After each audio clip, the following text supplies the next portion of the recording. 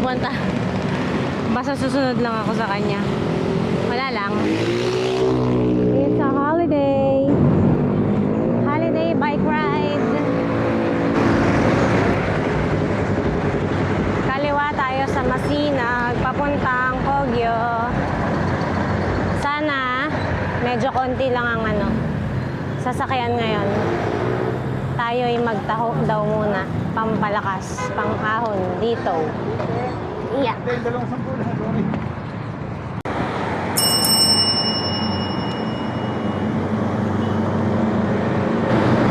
Mula pa lang pagod ka na. Ahon agad. 10%? Oh, 2% lang pala to. Pero bakit parang feeling ko 100%? My God. Winner talaga sa dami ng sasakyan dito sa Kogyo.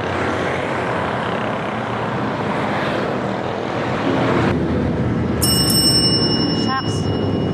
Winner sa hingal agad. My God. Aray.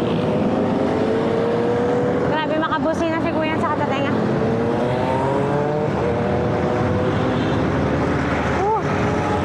Lapit na sa SM Cherry.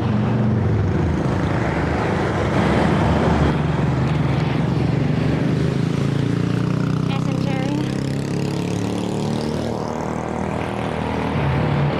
Nakaka-frisbee ko. Sino sabi niyo? JC in the house. Ah, Taon lang kami kayo. Wala lang. kung saan kami dalhin? Naka 100 na kayo eh. Kahit pwede na sa Madarian. Ay sa Highlands. Sera. Makapit kayo. Kasi ba kayo may verse naman? Sus, Pinapagalang ko rin eh. okay lang yun. Fairness. Asfalto na yung kalsada. Medyo mas maganda-ganda na pumadyak compared before. Pero ganun pa rin, sobrang busy street pa rin. Daming nang kakat. Shucks, ayan o. Yikes. Basura.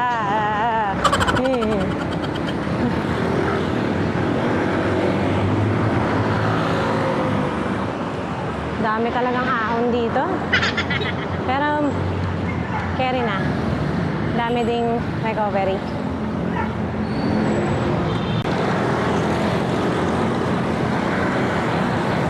Another ahon. Third ahon for today. Pagkaliko pa lang ng Kogyo. Oh my gosh. Go. Sige, go.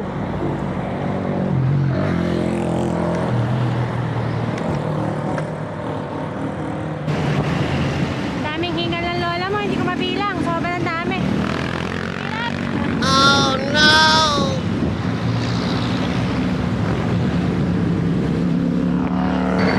Dito sa part na to parang maze. Nakikipag-maze ka sa lahat ng sasakyan, tao. Of course.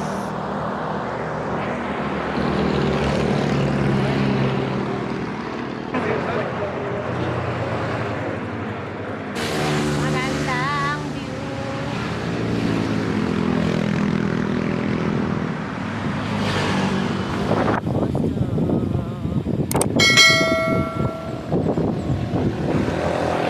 Nabudol ako ng weather kasi sabi cloudy. Chance of rain mamaya. Kaso nga lang kanina, parang pumuputok yung araw. So sabi ko, pambihira to si Weather Channel. Binudol ako. Nakapang masarap na weather suot pa naman ako. Hindi ako nag-leggings, hindi rin ako na-long sleeves. Pero mukha namang, oo, totoo. Mukha namang nabudol ako. Hindi, joke lang. Parang hindi na oo, ewan ko ba. Pero parang magpipinugay kami. So ito yung yung ride na walang kasiguraduhan. Yung kung saan ka na lang dalhin ng bisikleta mo. Pero alam mo yun, magsusorry na ako agad. Kasi ito namang aking camera. Kung maka-lowbat, akala mo wagas. Nag-lowbat kung kailan pa ahon na dun sa mahabang ahonin. Pwede wala akong na O ngayon, lusong. Anong, ano? Ha? Kakaloka. Kasaglit ko lang ginamit eh. Pero yon, di tuloy nakuhanan yung pag-countdown ko sa ahon. Oh no! Alam mo yun, pasensya na kayo ha. Hindi ako nagre-reklamo sa ahon. Pero oo, nagre-reklamo ko. Aray. Hindi nagre-reklamo sa ahon. Pero oo, nagre-reklamo ako. Ang tigas ng ulo mo eh. Nagre-reklamo ka, ahon ka naman ng ahon. O, di ba? Ganda ng view. You know what's good about this? The view is beautiful. Spell beautiful. Letter V-I-E-W. Beautiful. Di ba? Ewan ko sa'yo, Abril. Nang.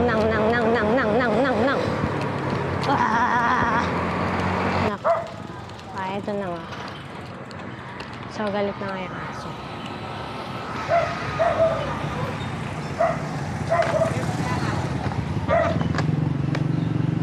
So, pinugay tayo. Labas Teresa.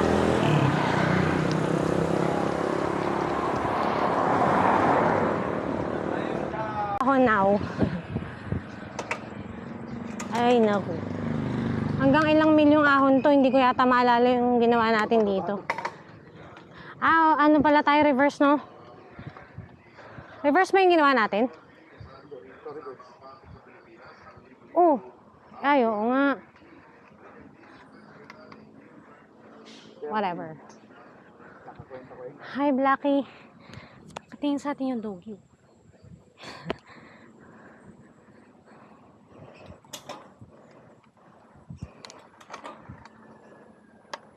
Naku. Galit yung araw, nabudol nga ako. Dapat di ako nakikinig dito sa weather channel na to eh. Hindi siya accurate. Kainis. Sa Amerika kasi accurate yung weather channel. Oh, big boy. Pag sinabing magsusnow, ang fall ng snow is exactly 7 a.m. Diyos ko, 7 a.m. talaga pumapatak siya. Ganun siya ka-accurate. Hindi ko alam kung bakit. Or dahil, ewan, hindi ko rin alam. Bike na lang tayo. Yun lang naman. Gusto ko lang iparating na nabudol ako ng weather. May a chance of rain pang nalala. Ano ba yun? Uulan ng araw.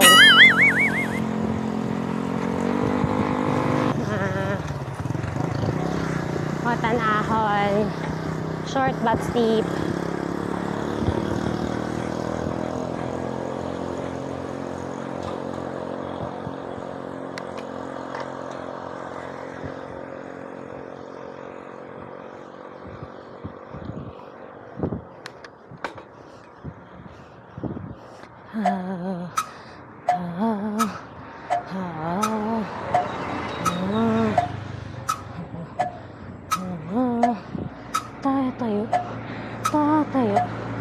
Tatayuan ang ahon.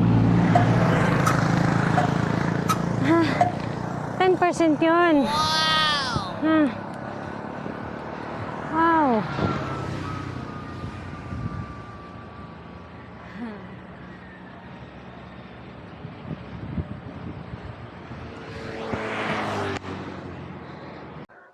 Sa akin,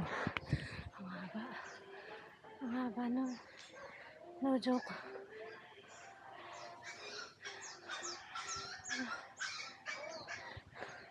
Dogi pa daan ha. Oh my God.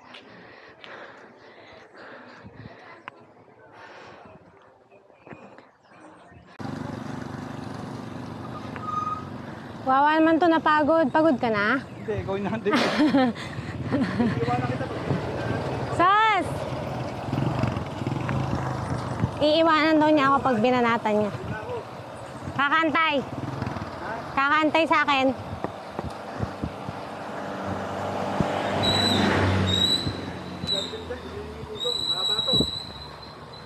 Ito yung inahon natin, di ba? Okay, so mahabang lusong daw ito. 127, heart rate. 128 ako. Ha? 128, heart rate.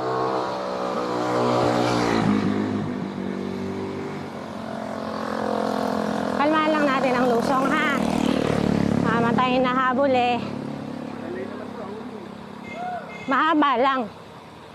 Malalay pero mahaba. Matabi kang masyadong tabi. Eh kasi,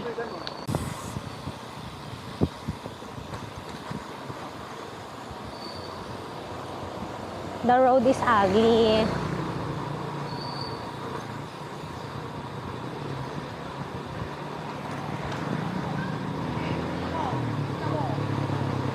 Ay, galit.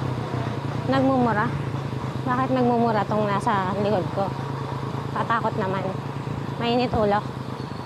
Oo nga, naalala ko ito ngayon dating inahon namin.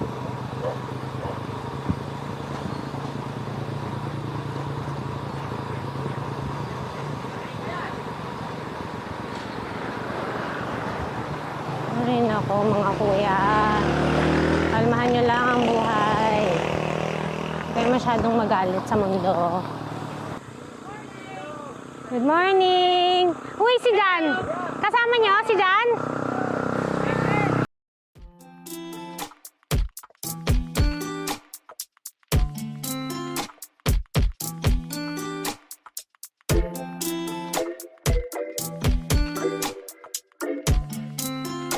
Ingat!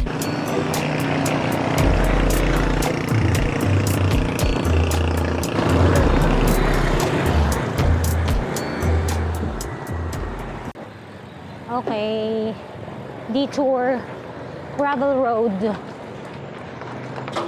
Oh, gusto ni Don din sa mga ganito, makaldaag. Yes, favorite niya yung gravel. Ay, okay, daming kaguluhang ganap. Nire-repair yung bridge.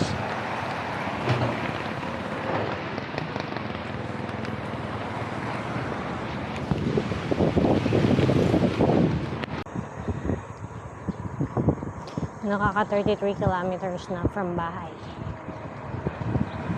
Yikes! Another dead kitty cat. Oh my gosh. Yun ang mahirap sa akin. Pet lover kasi ako. Kaya nasasad ako pag nakakita ako ng deads na dog or cat. Or yung mga stray dogs.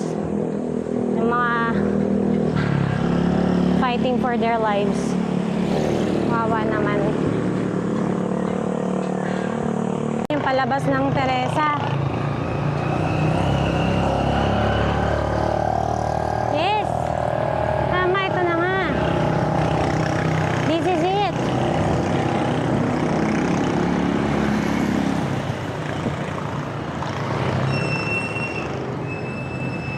Tayo sa Teresa.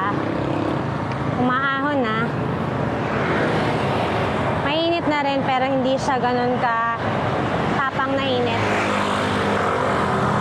Alam mo yung medyo nahihiya-hiya pa siya.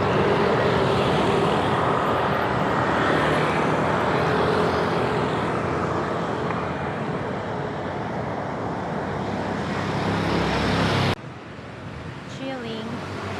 Welcome to Antipolo, province of Rizal.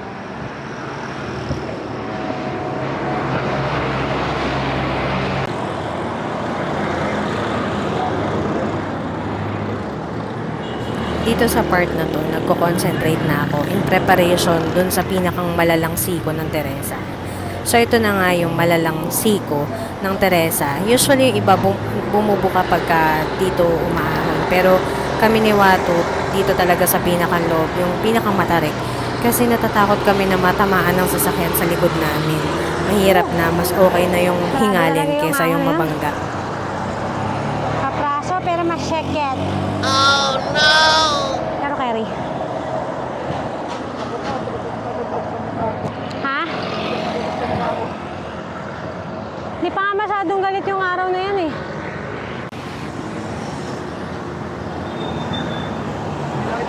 kain na tayo, ha? Wala tayong mahutusan doon. Ay, Finish na Teresa climb. ayaw. Sabi ni Watot, ang init. Truck. Ah. Grabe. 9 o'clock pa lang. Talagang pinaasa ko ni Weather Channel. 9 o'clock pa lang pero parang magka-alas 12 na. Tapos nandito ka pa sa Antipolo, medyo mataas kaya parang medyo malapit ka na sa langit. Pero hindi naman yung tipong kukunin ka ni San Pedro, ha? My gosh. Mukhang ang ending nito.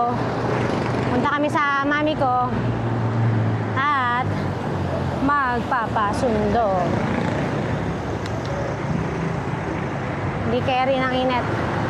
Negative. May aahunin ka pa dun eh sa may bunker sa may Antipolo. Dalawa pa yun. Tapos, I'm hungry. Gutom na. Grabe yung heart rate ko kanina. Pa zone 5 na eh.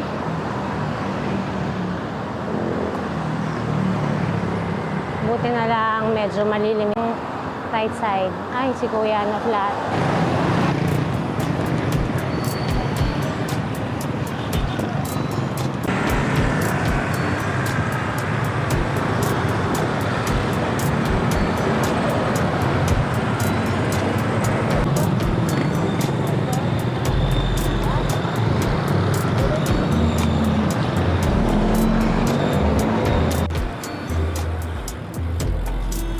Water na tayo sa Magdama. Tapos na hinawan, bilhin mo din. Ha? Okay.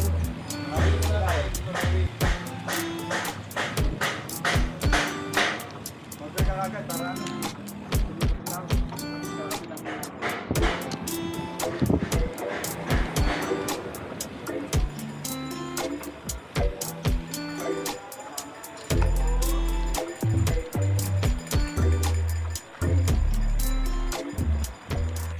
So kayo po umuwi, malikaw. Kaya pa naman. Na ako eh. Sa init. Pwede pa po. Kaya naman i-bike pauwi. Titisin lang. Kaya ang talong hindi naman ito kudax. Pwede naman i-magtiis, diba? Diba? Better luck next time always. So here we are sa Customer Village kung saan ang street ng aking ina ay binabaha. Pasyalan muna natin si Mother Dear. Tambay muna tayo. Kain muna tayo ng brekkie. Ah, may volleyball. Saya. Ay, ang nanay ko. Ang nanay kong nagwawalis ng kalsada. Ang aking inang MMDA nagwawalis na naman ng kalsada. Ay, sige na. Stay. No. Please. So, dito na natin i-end ang video natin for today sa ating holiday ride. Tambay muna tayo dito sa bahay ng aking Mudra Bells na si MMDA baby. Ando na naman siya sa labas at nagwawalis ng kalsada. Ewan ko magkano pinapasweldo sa kanya ng MMDA. Joke. So anyway, plano namin ni Watot mag bike check. Kaso nga lang, syempre, ang iyong sweetie, bobo sa bike. So kahit anong, ilang beses ko na siya pinag-aaralan actually. Pero syempre, di ko pa rin siya makabisa. Pero yun, try namin para lang makita nyo kung ano yung pinagkakaabalahan namin sa buhay bukod sa livelihood program. So yun, thank you so much for watching, sweeties. I'll see you again sa next vlog. Sana dumami yung subscribers natin. Dami nating viewers eh. Thank you sa mga nagwa-watch ng videos. Pero huwag na kayo mahiya, mag-subscribe na kayo. Pindot lang, pindot. Thank you, bye!